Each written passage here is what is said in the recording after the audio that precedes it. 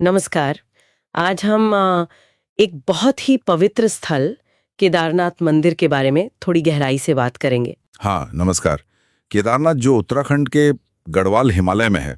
बिल्कुल।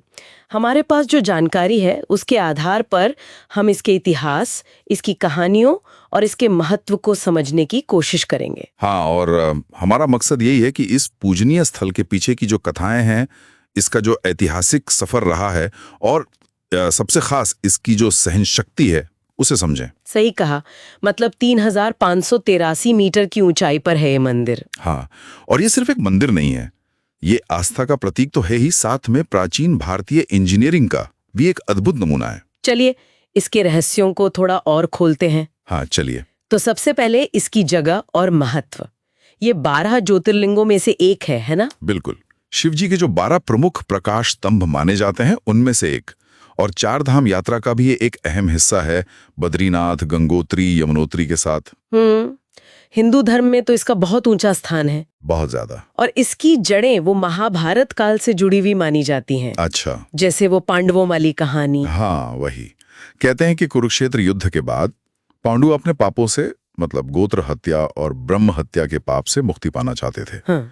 तो वो शिवजी को ढूंढ रहे थे काशी में। ओके। पर शिवजी उनसे मिलना नहीं चाह रहे थे, वो नाराज थे। अच्छा। तो फिर शिवजी ने एक बैल का रूप धारण कर लिया और वो गुप्त काशी की तरफ चले गए, पशुओं के झुंड में छिप गए, ताकि पांडव उन्हें पहचान ना सके। हाँ, लेकिन पांडवों ने, खासकर भीम ने उन्हें पहचान लिया। जब भीम ने उन्हें रोकने की कोशिश की तो बैल रूपी शिव जमीन में धंसने लगे। ओह! लेकिन भीम ने फुर्ती से बैल की पीठ का हिस्सा, मतलब जो कुबड़ होता है, उसे पकड़ लिया। अच्छा। हाँ, और वही त्रिकोणाकार कुबड़ वाला हिस्सा पत्थर के रूप में केदारनाथ में प्रकट हुआ। शिवजी पांडवों की भक्ति और दृढ़ निश्चय से प्रसन्न हुए और ज्योतिर्लिंग के रूप में वहीं वास करने का वरदान दिया। वाओ! ये तो सच में अद्भुत कहानी है। और इसी से पंच केदार भी जुड़े हैं। बिल्कुल। केदारनाथ पंच केदार में सबसे प्रमुख हैं। माना जाता है कि बैल रूपी शिव के शरीर के बाकी हिस्से गढ़वाल में 4 और जगहों पर प्रकट हुए, जैसे तुंगनाथ में भुजाएं, रुद्रनाथ में मुख, मध्यमेश्वर में नाभि और कल्पेश्वर में जटाएं। और ये मंदिर बनवाया किसने था? क्या ये पांडवों ने ही बनवाया था? पौराणिक कथाएं तो यही कहती हैं कि मूल मंदिर पांडवों ने बनवाया था, लेकिन जो आज हम ढांचा देखते हैं उसका श्रेय 8वीं शताब्दी के महान संत आदि शंकराचार्य को दिया जाता है। आदि शंकराचार्य, जिन्होंने हिंदू धर्म को पुनर्जीवित करने में बहुत बड़ा काम किया था। हाँ, बिल्कुल।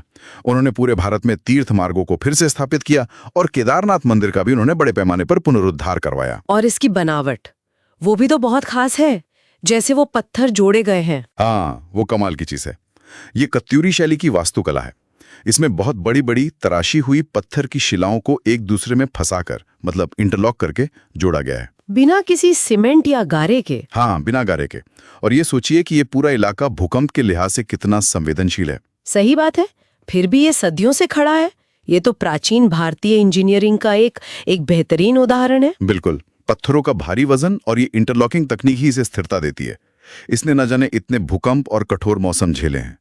मंदिर का वो शंक्वाकार शिखर, गर्भगृह में वो स्वयंभू लिंगम और बाहर नंदी की विशाल मूर्ति, सब अद्भुत है। और शायद इसी मजबूती की सबसे बड़ी परीक्षा 2013 में हुई थी, है ना? हाँ, वो बहुत भयानक था। जून 2013 में जो विनाशकारी बाढ़ आई थी, चौराबाड़ी ताल टूटने से। हाँ, याद है। उसने पूरी केदारनाथ घाटी में भयानक तबाही मचाई थी। पूरा कस्बा, दुकानें, लॉज सब बह गए। मंजर बहुत डरावना था। लेकिन मंदिर बच गया। हाँ, ये एक चमत्कार ही था। मंदिर के ठीक पीछे एक बहुत बड़ी चट्टान कहीं ऊपर से बहकर आई और पटक गई। अच्छा। और उसने पानी और मलबे के तेज बहाव को 2 हिस्सों में बांट दिया, जिससे पानी मंदिर के किनारों से होकर निकल गया और मुख्य ढांचे को ज्यादा नुकसान नहीं हुआ। उस चट्टान को अब भीमशिला या दिव्य शिला कहते हैं शायद। हाँ, बिल्कुल। लोग उसे दिव्य शिलाई मानते हैं। इस घटना ने मंदिर के प्रति लोगों की आस्था को और भी गहरा कर दिया। सही। तो आज भी मंदिर सिर्फ कुछ महीनों के लिए खुलता है। हाँ, आमतौर पर अप्रैल में अक्षय तृतीया के आसपास खुलता है और नवंबर में भाई दूज के बाद बंद हो जाता है। सर्दियों में बर्फबारी बहुत होती है, तो भगवान केदारनाथ की चल विग्रह मूर्ति को नीचे उखी मठ के ओंकारेश्वर मंदिर में ले जाया जाता है और वहीं पूजा होती है। और यात्रा गौरीकुंड से पैदल जाना पड़ता है? हाँ, गौरीकुंड से करीब 16 किलोमीटर की चढ़ाई है। अब तो खैर हेलीकॉप्टर सेवाएं भी उपलब्ध हैं काफी। लेकिन ये यात्रा सिर्फ एक फिजिकल यात्रा नहीं है। नहीं, बिल्कुल नहीं। ये एक गहरा आध्यात्मिक अनुभव माना जाता है।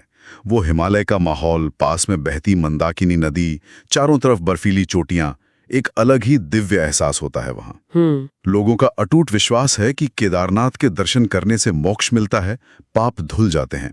यात्रा कठिन जरूर है, पर आध्यात्मिक शांति देती है। तो अगर हम सार देखें तो केदारनाथ सिर्फ एक मंदिर नहीं है, ये इतिहास है, पौराणिक कथाएं हैं, इंजीनियरिंग का कमाल है और प्रकृति की भीषणता के सामने टिके रहने का प्रतीक भी है। बिल्कुल सही कहा। ये आस्था, सहनशीलता और भक्ति का एक ऐसा संगम है जो समय से परे है, पीढ़ी दर पीढ़ी लोगों को प्रेरणा देता आया है और देता रहेगा। और ये सोचने पर भी मजबूर करता है कि कुछ जगहों में ऐसी क्या खास बात होती है कि वो सदियों तक इतनी गहरी आध्यात्मिक ऊर्जा बनाए रखती हैं। प्रकृति की इतनी बड़ी ताकत और इंसान की इतनी अटूट आस्था, इनके बीच का ये रिश्ता वाकई में बहुत गहरा है। हाँ, ये एक सवाल है जिस पर मनन किया जा सकता है।